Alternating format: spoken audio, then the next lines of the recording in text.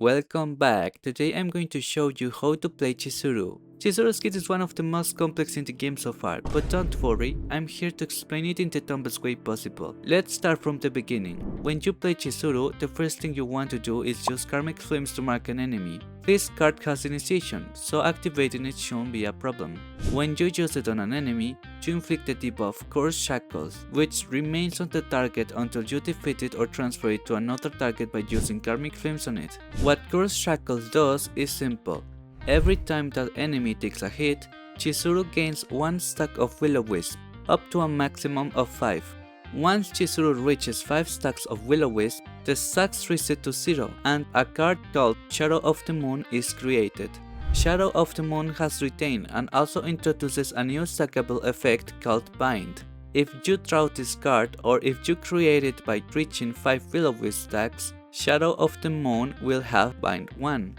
However, if you gain 5 additional Will-O-Wisp stacks while you have Shadow of the Moon in your hand, instead of creating another Shadow of the Moon card, these two cards will merge, and their bind stack will increase by 1, up to a maximum of 5 stacks. But you don't have to wait for this card to have bind 5 to use it. Once you get it to bind 3, Shadow of the Moon transforms into Shadow of the Moon Plus, which increases its damage a bit more and restores a small percentage of her HP. If this still seems confusing, I get it. Her pros are, if used correctly, Chizuru's damage can be devastating. She is very consistent as she has 2 cards with initiation. And she's highly versatile because she can be used as a main DPS, sub DPS, and I'd even dare to say as a support. Her cons are, since she can only apply Cursed Shackles to one enemy at a time, she struggles a bit to clear multi-target content on her own. Chizuru requires very specific epiphanies to function optimally, and she depends on other characters to maximize her damage. As her best partner, it's obviously Itsuku, her signature partner. Itsuku gives her 8% attack, what appears to be 5% multiplicative damage each time you stack a card, which you get simply by upgrading Shadow of the Moon to Shadow of the Moon Plus, and lastly 30% fixed damage every time one of her cards lands 3 hits, which is also easily achieved with Shadow of the Moon Plus. In my experience, 30% more damage feels irrelevant. What does feel relevant is her active skill. It deals a bit of AoE damage and gives Chizuru a buff called Fierce Winds, basically plus 50% additive damage to Chizuru's cards for 1 turn. As her second best 5-star option, Antea could be her next 5-star partner if you want to run Chizuru as a sub DPS / support. Antea gives her 8% HP as well as multiplicative damage. When she creates a card, which Chizuru can do, it grants plus 8% additive damage for 1 turn. But the key thing about Antea is her active skill, which deals AoE damage and inflicts vulnerable on all enemies. Partners with less synergy. Rhea and Eloise require Chizuru to have cards with exhaust to increase her damage, which Chizuru probably doesn't want. And if you don't have any of the above, you're in luck because Satara is a pretty good 3-star partner for Chizuru. She gives an unconditional 16 attack boost, which helps a lot with one of her potential upgrades, and on top of that it provides a bit more sustain. Let's talk about her starting cards. Chizuru has 2 basic attack cards called Moonslash. Personally, I like them because they deal decent damage, so I never end up deleting them. Her other basic card, it's that typical shield card most DPS have, you usually end up deleting at the start of a run. And then there's Karmic Flames. As I mentioned before, the first time you use this card, it inflicts a debuff that grants Chizuru a stack of Will-O-Wisp for every hit the enemy receives. After that, if you use this card again on an enemy with Cursed Shackles, it gains 1 extra effect. But this effect is unique to this card only. There's an epiphany that only increases this card's damage by 50%. For that, you might as well just grab the generic epiphany with morale. Her next epiphany reduces the cost of Chizuru's next card.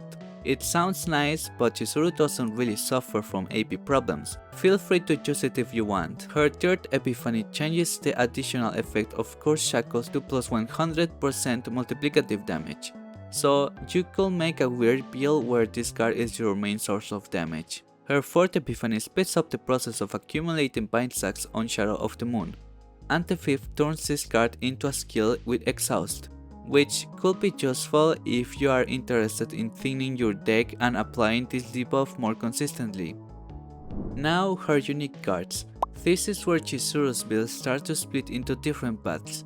On one hand, you can choose a build focused on constant damage using her basic attacks, and on the other hand, you can go for a burst build by stacking multiple hits and damage onto Shadow of the Moon. To better explain why I say this time I'll have to break down Tsukuyomi and Oni Hunt together, since you usually want to duplicate one or the other.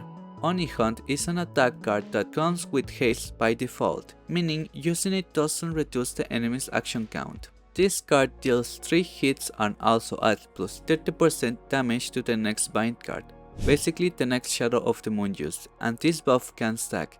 On the other side, Tsukuyomi is a 0-cost skill card that generates 2 stacks of Will-O-Wisp for each hit from Chizuru's next attack card, but what really matters here are their epiphanies. The first epiphany for Oni Hunt gives it an extra hit and plus 10% additive damage to the next Shadow of the Moon used. Combined with Tsukuyomi's first epiphany, which increases Will-O-Wisp generation from 2 to 3 per hit, Chizuru instantly gets 12 stacks of Will-O-Wisp, that without any other added effects. The second epiphany for Oni Hunt is designed to take full advantage of all the multiplicative damage buffs Chizuru has. Paired with Tsukuyomi's second epiphany, this card will deal even more damage, and combined with Tsukuyomi's third epiphany, it will scale the damage of the next Shadow of the Moon even faster, since these 2 extra hits also stack. Both of these effects together can create a monster in just a couple of turns. The third epiphany for Oni Hunt only increases its possible number of hits to 5. The fourth epiphany for Oni Hunt changes things up a bit. It creates 2 0-cost Moonslash cards with Exhaust. Combined with Tsukuyomi's 4th epiphany, each card created this way will give you 3 stacks of Will-O-Wisp just for having them in your hand. This is excellent for a constant damage build, and the 5th epiphany for both cards turns them into upgrades, which you could use to thin your deck even further, pushing Chizuru into a sub-DPS or support role in the team, all because of the card I'm about to mention next. Bound of Dusk is one of Chizuru's most important upgrade cards. It has initiation and gives Chizuru an effect called Inhibit, which could be considered both a buff and debuff at the same time. It grants an additional hit to Shadow of the Moon, but she can't gain AP from skills, only at the start of a turn or by breaking an enemy's weakness. I know that sounds bad, but it doesn't matter that much, since there are a couple of ways to work around this effect. It's also possible that it might be better to just delete this card, since 1 extra hit to Shadow of the Moon doesn't really matter when you have enough HP to cycle through your entire deck and add 6 hits to Shadow of the Moon instead. Without any epiphanies, this card also reduces the cost of 1 random card in your hand by 1 for 1 turn. This effect becomes much better when you get its first epiphany, which reduces the cost of 2 random cards in your hand for 1 turn. I don't recommend her second epiphany at all. Her third epiphany could be okay if you're playing Chizuru with characters who have high cost cards, like Kairon, but since it's random, it could mess up the order of some combos. And I don't know if this has happened to anyone, but it will be funny if it triggered a card with Finale and ended someone's turn instantly. Her 4th epiphany is pretty useless right now, because most lead cards in the game right now are upgrades, so you'd only trigger them once, and that's only if they're in your hand at the start of the turn. It will probably become more useful in the future for targeting specific cards of a character whose kit revolves around the elite mechanic. And the 5th epiphany is fine, I guess, but I still prefer the first one 1,000 times more. Now Shadow of the Moon. Not only do you get it from 5 Will-O-Wisp stacks, but it's also her special card and can be obtained through an epiphany. Honestly, there's not much else to add here. You really want to stack a few bind stacks or damage buffs on it, because on its own it feels even weaker than her basic attacks. And finally, her Ego skill deals decent single target damage and lowers a good amount of tenacity damage, but generally you'll want to save it to finish off an enemy with a powerful fatality, as its damage increases for each Shadow of the Moon card created, up to a maximum of 750% damage. The cards I mentioned that can help deal with the effect of Bound of Dusk are Forbidden Gesture of Freedom, which reduces the cost of 1 card for the rest of the battle, but make sure to use your upgrade cards first since this card has initiation and selects its target randomly. Self-Generating Experiment.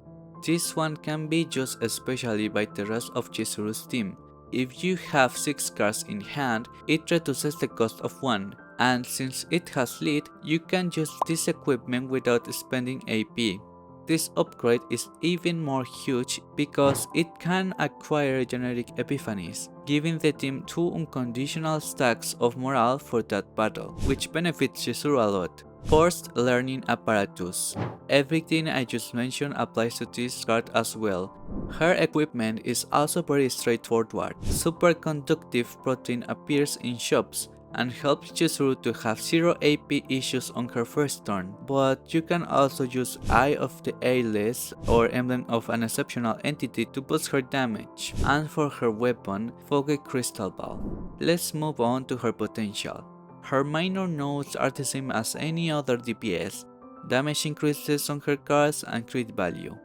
Her important nodes would be the first one, which lets you get a free epiphany card at the start of a chaos run. Her basic attack proficiency node changes her basic attacks from dealing 100% damage to 60% x2. Her third important node increases the damage of her moon slash cards by 10% additively. And her final important node gives Shadow of the Moon a 5% additive damage boost if she has 600 or more attack, and an additional 10% if you somehow manage to reach 1000 attack. For her memory fragments, you'll probably want to use only 2-piece sets, especially the set with plus 12% attack, the set with crit damage, and since Chizuru uses her basic attacks from time to time, the set that gives plus 20% multiplicative damage to basic attacks adds a bit of extra damage by the end of the day. As for her gear stats, Piece 4 go for crit chance, Piece 5 attack or void damage should be about the same, Piece 6 definitely attack, and for her substats more crit and attack. Her first dupe slightly increases Shadow of the Moon multipliers. Her second dupe creates a Shadow of the Moon after using Shadow of the Moon Plus. This is useless if you build her to stack hits on a card because by the time you use it, you'd literally be finishing off the boss. Her third dupe raises the maximum damage multipliers of her Echo skill from 750% to 900%. Her fourth dupe gives Chizuru's attack cards plus 30% additive damage once Shadow of the Moon reaches 3 stacks. Her fifth dupe gives a slightly buff to all her cards. And her sixth dupe gives an additional hit to Shadow of the Moon Plus, which honestly I don't recommend at all. And finally we have her teams. As her best support, guess who's back? And this time I'm not being biased, because this time all the damage buffs Rei offers are tailor-made for Chizuru, especially since Rei can stack morale very quickly. Her second best option will be Cassius. He also lets you stack a very good amount of morale by completing quests. And speaking of completing quests, finishing his 000 quest is quite easy to achieve, which by the end of the day adds more hits to accumulate more Will-O-Wisp stacks.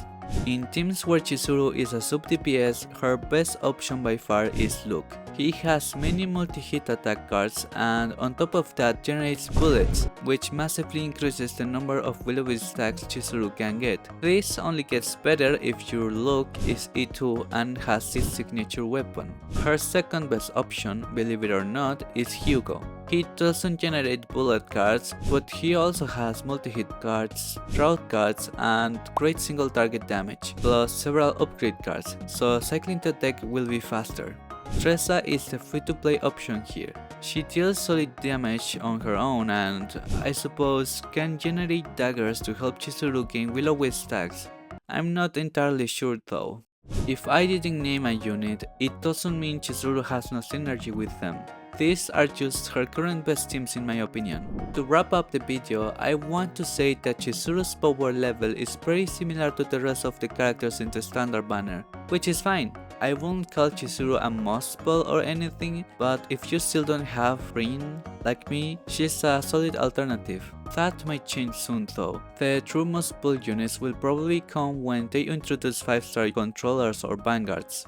By the way, sorry for taking so long to bring you this video. I've been feeling a bit sick in real life and a bit under the weather, but I didn't want to keep you waiting any longer. So I hope you liked it and expect more from me soon.